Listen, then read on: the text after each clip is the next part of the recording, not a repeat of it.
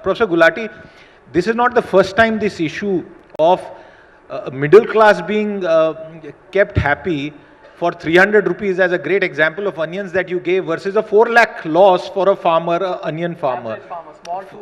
Small 2-acre farm. Why isn't this listened to? And he was correct in pointing out, you've been RBI board member also. Well, let me first have great sympathy with the policy makers. If the onion price goes up, there is uproar and there are governments that have fallen. You know, Vajpayee government, and I had the privilege to work with Mr. Vajpayee. So the sensitivity of essential commodities. If today onion inflation is at 58%, potato inflation is at 58%, tomato inflation is at 26%. If you go in the market, tomato is selling at 100 rupees a kg, and every housewife in the middle and lower middle income is complaining about it. So that's where the votes are more. So politically, controlling prices, and even for the economy, controlling prices takes precedence on totally leaving it to the volatility. Now, having said that, on the RBI thing, we have been having discussion with the governor, we talked to them, gave a presentation that you are overestimating inflation because you are using the food weight of 2011 base, 45.9%, food and beverages. Over time, as per Angel's law, the food weight has to decline and you haven't replaced that. So I gave him a presentation on that, you are unnecessary. Second thing, when you are giving wheat and rice free, why are you concerned with to 800 million and then you are trying to put brakes, export bans on wheat or rice? For whom?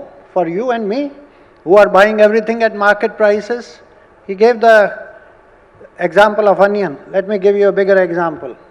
13th of May 2022, India imposed suddenly a ban on wheat exports, fearing because of the Russia-Ukraine war that the prices will erupt. At that time, perhaps it justified. What was happening? In the market, when the wheat was coming, they found the market prices were hovering at 2,700 rupees per quintal. They started unloading. After 6 months of controls, they started unloading at 2,100, 2,200 from FCI stocks when it was costing them 28, 29 rupees. So it was a dumping. They brought it down so that they can procure more. We estimated that the loss to the wheat farmers in the country because of that policy of selling it below the economic cost of FCI was 40,000 crores. 40,000 crores the farmers of wheat lost because of this policy. Now, on one side you have this situation of controlling wheat prices, rice prices, onion prices and all that. Then you give huge subsidies through inputs. Fertilizer subsidy, 1.64 lakh crores is in the budget. PM Kisan, although it has, in real terms, it has come down 60,000 crores. So what you try to do is, one foot is on the brake, the other is on the accelerator. In India, the fertilizer prices has not been revised, urea prices for the last 12 years or so.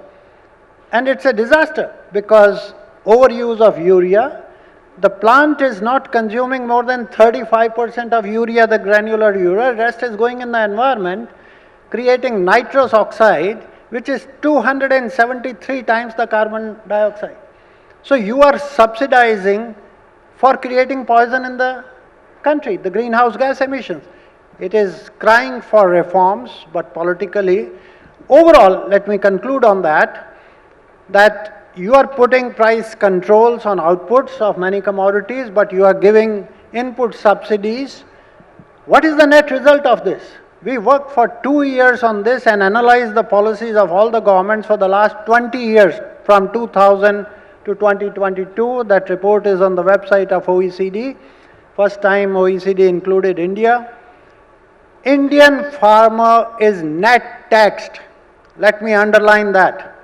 Despite the huge input subsidies, Indian farmers are net taxed because the brake is much harder on their output prices than the fueling that you are giving through input subsidies. When you net out the two, you find that Indian farmers, and in 2022, the net taxation hovers around 18 to 20%. So that's the level of taxation, more than perhaps many of the urban people pay. I'm glad you said this, because this is an eye-opening piece of data, because all of us here would assume that farmers are not taxed.